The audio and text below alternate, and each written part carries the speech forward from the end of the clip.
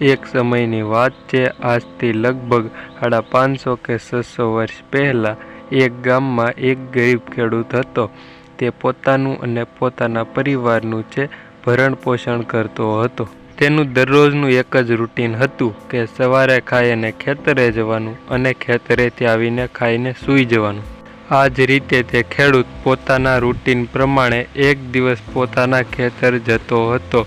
તે દિવસે બરોબર તડકો હોવાને લીધે ખેડૂત વૃક્ષની છાયા નીચે થોડીવાર આરામ કરે છે. ત્યાં તેને એક દુઃખી માણસ દેખાણો. ખેડૂત જુએ છે ત્યાંથી 3-4 વટે માર્ગો વટે છે, પણ તે કોઈ તે માણસ ઉપર નજર નથી કરતું અને ચાલ્યા જાય છે. ત્યારે દૂરથી જોઈ રહેલ ખેડૂત તે માણસ પાસે જાય છે અને પૂછે છે, શું થયું તમને ભાઈ?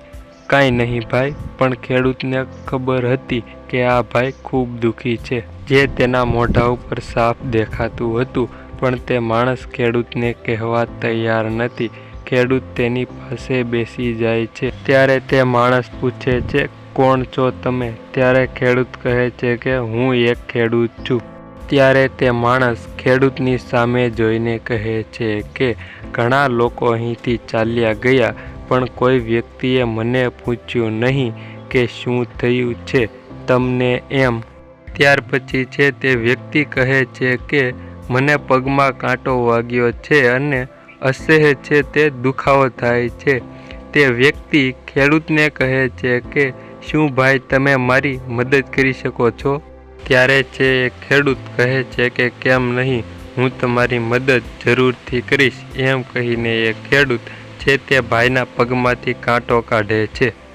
અને થોડી વારની અંદર જ ખેડૂત ભાઈના પગમાંથી કાંટો કાઢીને ભાઈનું દુઃખ દૂર કરે છે.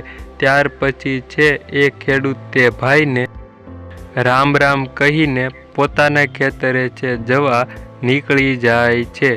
ત્યારે માણસ ખેડૂત ભાઈને ઊભા રહેવાનું કહે છે અને ખેડૂત ભાઈ ઊભા રહે છે અને કહે છે બોલો બોલો. ત્યારે ભાઈ ખેડૂતને એક થેલી આપે છે અને ભાઈ થોડી વારની અંદર જ ગાયબ થઈ જાય છે.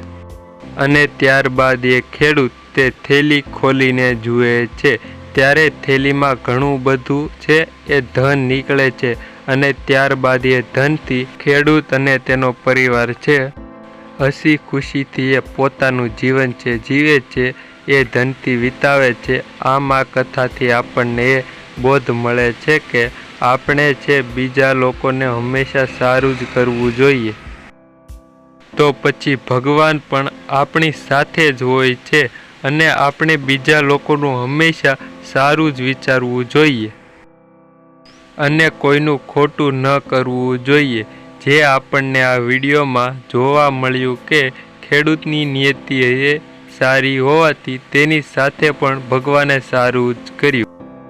એમ આપણે પણ સારા જ કર્મ કરવા જોઈએ, જેથી ભગવાન હંમેશા આપણી સાથે રહે. તો મિત્રો, તમને અમારો આ વિડીયો કેવો લાગ્યો એ કોમેન્ટ કરીને જરૂરથી જણાવજો.